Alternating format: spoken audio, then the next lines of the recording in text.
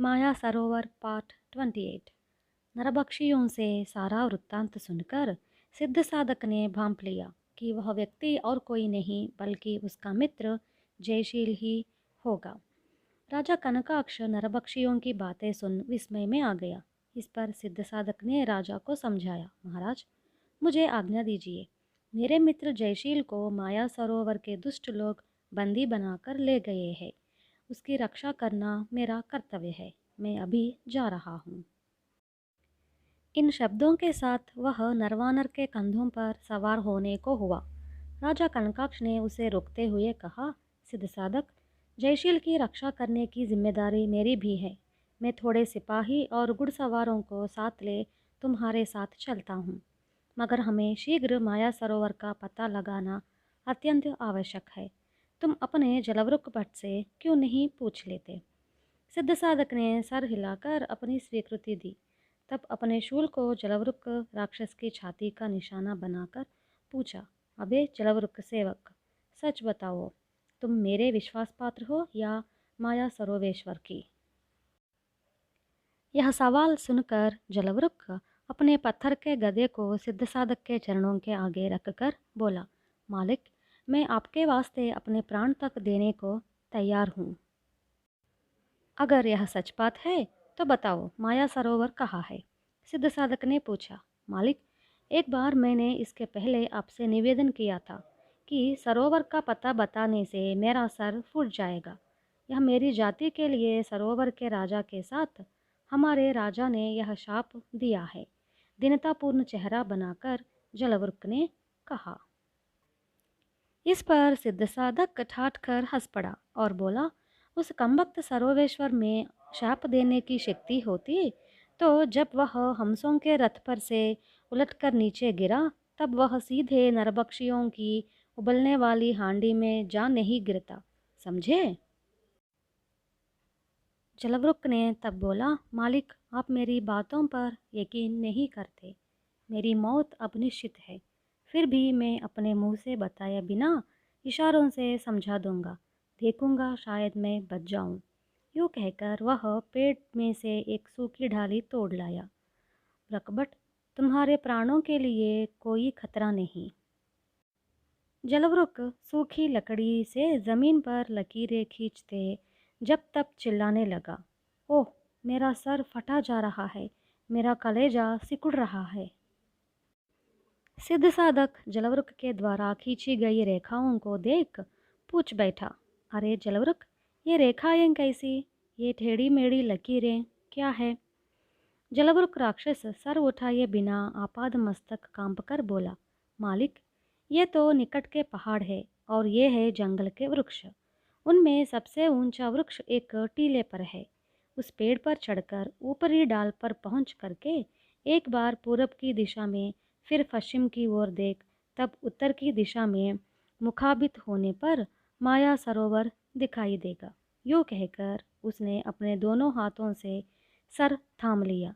तब यह कहते नीचे गिर पड़ा, मालिक, मैंने रहस्य बता दिया है, मेरा सर फट जाएगा, मैं मर जाऊंगा। सिद्ध साधक ने निकट खड़े नरभक्षियों को आदेश दिया, अबे तुम लोग तुरंत जाकर 4-5 घड़े पानी लेते आओ। नरभक्षी लोग जलवृक राक्षस की ओर देखते मौन खड़े रह गए। इस पर सिद्ध साधक ने शूल उठाकर कहा, दुष्टों, क्या तुमने मेरी आज्ञा नहीं सुनी?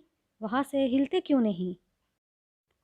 नरभक्षियों के नेता का इशारा पाकर उनका पुजारी गाणाचारी आगे आया और महाराज से कहा, आप कृपया भूतों के इस नेता को यहाँ से हटवाकर हमें इस जलवृक राक्षस को दिलाइए। आपका यश गाते हम इसको खा डालेंगे। गाणाचारी की बात पूरी न हो पाई। इसमें सिद्ध साधक उसकी चोटी पकड़कर शूल उठाए डांट बैठा, अबे नरभक्षी क्रूर प्राणी, तुम्हें मेरे शूल में चुभोकर महाकाल की बलि देने जा रहा हूँ। सिद्ध साधक गाणाचारी को शूल से चुभोने जा रहा था, तभी दूर से जलाश्व पर वेग के साथ आने वाला सर्पनक उस दृश्य को देख जोर से चिल्ला पड़ा, सिद्ध साधक, जल्दबाजी मत करो, हमें माया सरोवर के जलवृक राक्षसों के साथ लड़ने का वक्त आ गया है। हमें कोशिश करके देखना है कि हमारे इस प्रयत्न में इन नरभक्षियों की सहायता मिल सकती है या नहीं।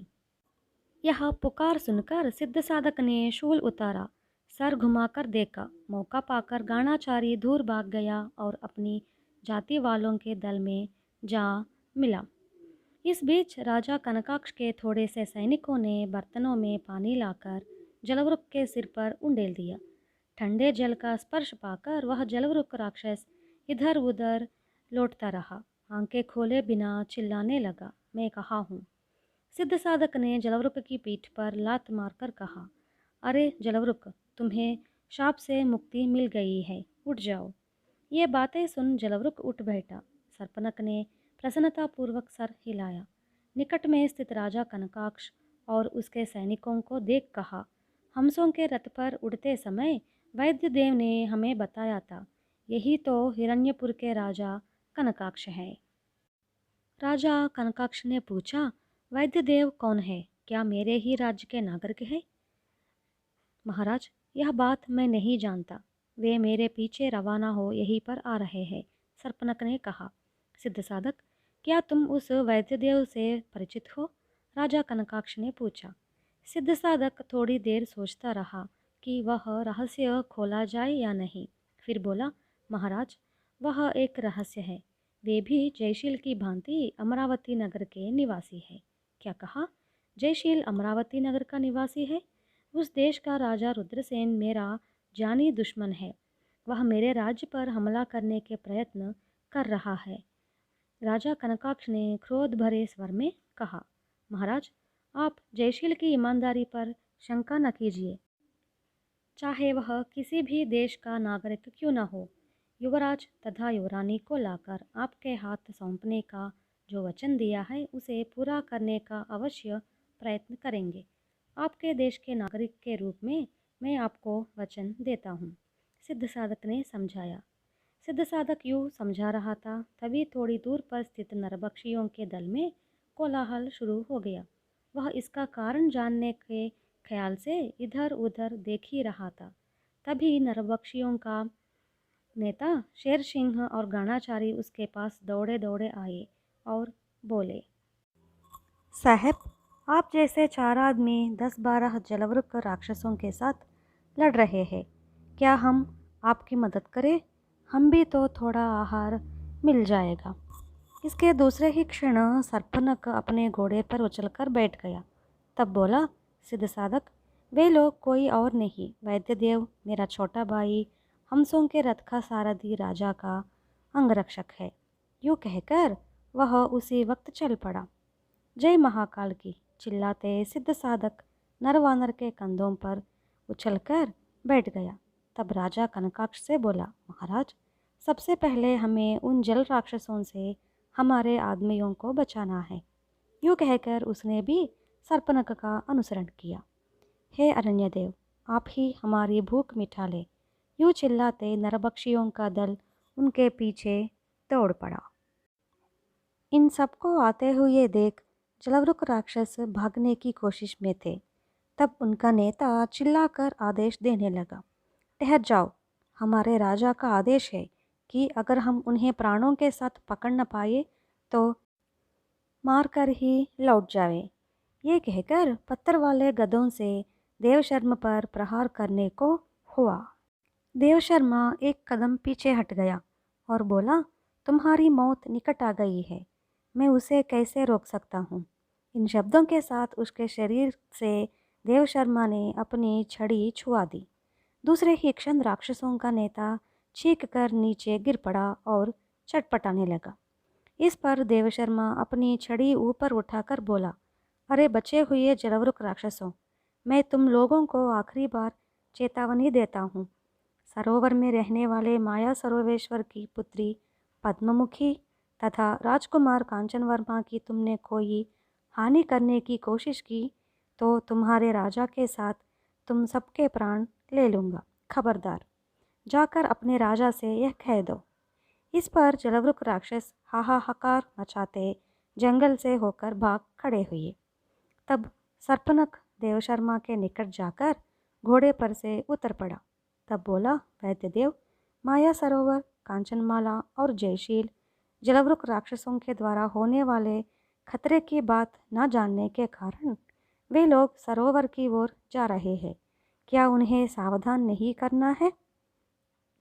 यह काम तुम दोनों भाइयों तथा हंसों के रथ का सारथी माया सरोवेश्वर के अंगरक्षक को करना है। जल्दी चले जाओ, देव शर्मा ने आदेश दिया। इस पर सर्पनख और सर्पस्वर जलाश्वों को हाँक कर तेजी के साथ दौड़ाने लगे। अंगरक्षक निकट के पेड़ों की ओट में जाकर मिनटों में हंसों के रथ को आसमान में उड़ा ले गया। नरभक्षी उत्साह में कोलाहल करते भागने वाले जलवृक राक्षसों का पीछा करने लगे। कहानी और है।